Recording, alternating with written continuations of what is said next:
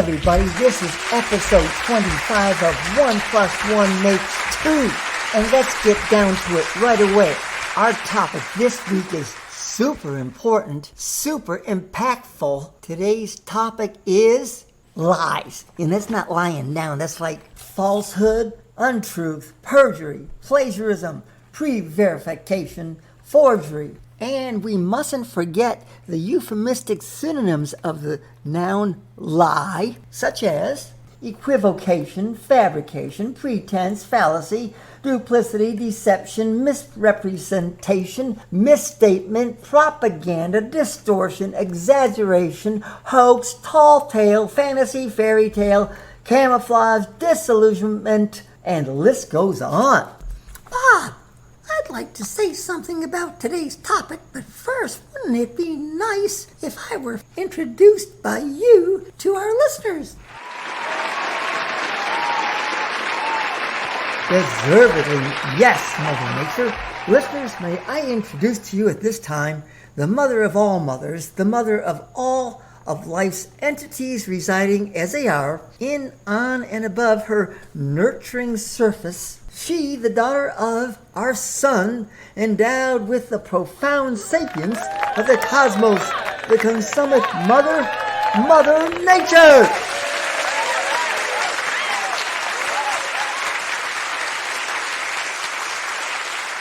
Good golly, Bob, well said. Now, if I might speak as a judgmental human being rather than the non-judgmental planet, which realistically I am, your introduction has just made the past 4 billion years of my life, with its concomitant evolution, absolutely worthwhile. Why, Mother Nature, you are strumming my heartstrings. Thank you ever so much. And now, listeners, let me explain what all lies, no matter what their form, have in common. Yes, their quintessence, their singular intent. It is theft, thievery, stealing. All lies steal the same thing. All lies steal reality. That is the singular purpose, intent of every lie. It may be criminal or morally unjust, maybe even humorous. No matter, all lies steal reality and replace it with a non-real, imaginary, non-existent substitute. And it is unfortunate that a liar can use more lies as evidence and proof to substantiate his lie. And furthermore, a lie can be championed, strengthened, and implemented, even weaponized by ignorance, greed, personal gain. Ignorance is really scary. It is simply not knowing what the reality of a situation is. So ignorance makes a person an easy target, an easy victim of a lie. The best liars know that their victims will have an arduous task uncovering the truth. And most victims, rather than task themselves learning the truth, would rather believe a clever, rosy, cheery, useful lie. Now, in regards to truth, the truth can be championed, strengthened, implemented, and weaponized by photos, recordings, statements, witnesses, data, and statistics, all of which must be facts that can be proven. Barbarino, what you say is a hunky-dory truth if there ever was, is, or will be. But if I might play the devil's advocate and hereby state the most significant word in regard to life, the word is survival.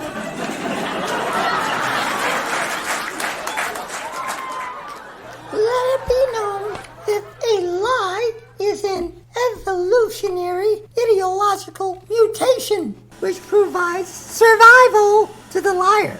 And since a lie is a form of theft, it must, by definition, steal some attribute of a victim. And as most everything evolves, lies have become more complicated, clandestine, and successful in their desires and demands, and enormous in size and scope. Geez, Mother Nature, you're scaring me now.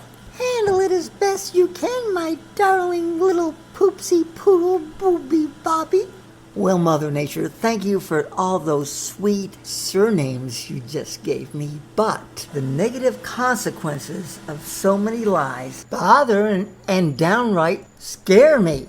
Now, it's a given that some lies teach positive life lessons. For example, Aesop's fables, which are basically contrived stories, which therefore qualifies them as lies of a sort. Nonetheless, they present real-life dilemmas to which they give worthy solutions with a moral. So please never fear a fairy tale, for it most likely relates to us a positive life lesson. Lord knows we always need to learn or be reminded of a life lesson, which, as Mother Nature stated, helps us survive. And listeners, have you ever noticed that fairy tales are usually presented as bedtime stories, goody-goody movies, and at religious meetings? And that they have the ability to gratify in a good way one's emotions? They calm, they soothe by their life lessons. They furnish a healthy means of survival, which is a possible and positive reality. Those of us who are fortunate to hear or read such a fairy tale or fable is a victim of a positive lie. We should all be so lucky if all lies were of this kind. But now, let me switch the conversation to lies of an alarming nature, lies which can inflict harm or even death. These are the lies of an individual, criminal, or group, such as a radical religious group, political party, or government. Bobby, baby, you need to sound the alarm and give the listeners instructions how to identify the dangers of an injurious lie. Right on, Mother Nature! First, listeners, let me warn you. A strong lie can defeat a weak truth. Now, here's what I mean. An individual who invents a lie has to get that lie spread widely ASAP, because a good liar knows that his lie will be disproven and therefore identified as a lie within a certain time period. So he'll use, or she will use, any way possible to get the lie out there to the public quickly. If he wishes to have his lie effectively broadcast, dispersed, what have you, and utilized by as many people as possible before the truth is known. So a good liar communicates his lies through all facets of the media, radio, TV, social platforms, magazine, as well as club meetings, town hall meetings, city council meetings, religious meetings, political and government assemblies and conventions, even a court of law. Also, for greater impact, he or she uses key words of high emotional value to describe his new fictitious reality. Now, common sense tells us that political lies have the greatest impact on the largest number of people, and a lie that is told to a larger audience via the media can defeat the opposing truth, even when the truth presents facts and data that disproves the lie. Beware, listeners, ignorance and indolence add strength to a lie. If an individual is too lazy to seek the truth, or by ignorance accepts the lie without questioning its lack of truth or reality, and if the lie offers a greater financial or emotional value than the truth, then the lie becomes a formidable force, very strong, compared to the truth of the situation, which may be known by only a small group of individuals. Thus, a strong lie can certainly defeat the truth when the truth is presented by fewer people who do not present the necessary proof. Let me tell you something else worth noting. Sometimes lies are used for perceived survival. Yes, I have literally been threatened by individuals who are willing to fight to defend their lie. Most likely, some of you have been in the same situation. Here's a case in point on the national level. Trump's demagoguery convinced his followers that America could not be great without him, and that he could not lose the 2020 election unless it was fraud. His base never demanded or accepted the truth of his defeat. Trump's base was willing to fight to defend the lie of their leader. Obviously, this is the reason for the January 6th mob attack on the Capitol. They suffered with intentional, deliberate ignorance. Fortunately, the truth was stronger, hence Biden is president. Now here's one more case in which a strong lie is accepted by an entire nation.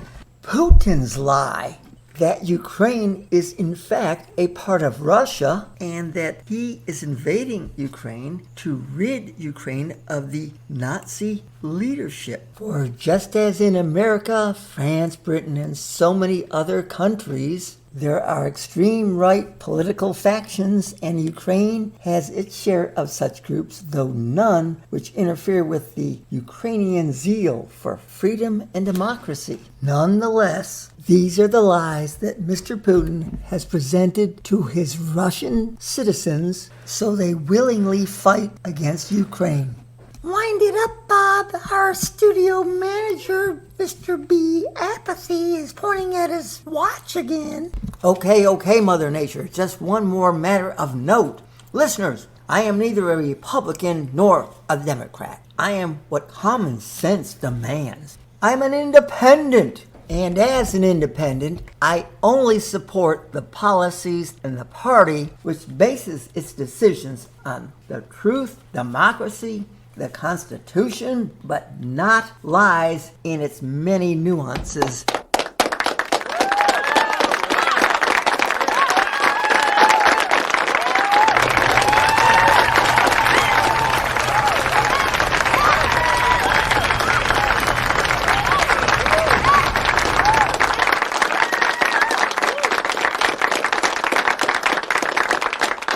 Now, Mother Nature, if you'll distract Mr. Apathy with a little human female sexual ingenuity, I might extort, whatever, a few extra minutes of studio time. Oh, in one word, you want me to flirt? Yes, please, Mother Nature. You have chosen to appear here today as a visual definition of absolute beauty. Why, compared to you, the Greek goddess Aphrodite is but a plain Jane. Bob, recall that your human bullshit is nondescript to me, yet I will flirt for a moment like so many of my offspring. Oh, thank you. Okay, listeners, now here's today's medley of humor and some wisdom pertaining to today's topic of lies. With lies, you can get ahead in the world, but you can never go back. Keep that in mind if you're ever tempted to lie, everyone. That's mighty heavy, isn't it? Very heavy. Hey, remember, too, that it is necessary that a lie must accuse the truth of being a lie. And lastly, be aware, if a wolf is not at your door, do not, I repeat, do not go out looking for him and invite him into your house. Well, this concludes today's episode 25. Wait a minute, Bob. Those were sagacious truisms, but where was the humor? No humor? Well, that's funny. No, Bob, that's just weak. Well, thanks, Mother Nature, for your down dismissal. No matter, with an upbeat temper, I thank you, the listeners, for your time and interest. Also, thanks to Danny Brielt, our technical director. Keep trucking, everyone. Focus on the road and toot your horn in a meaningful way. See you next time.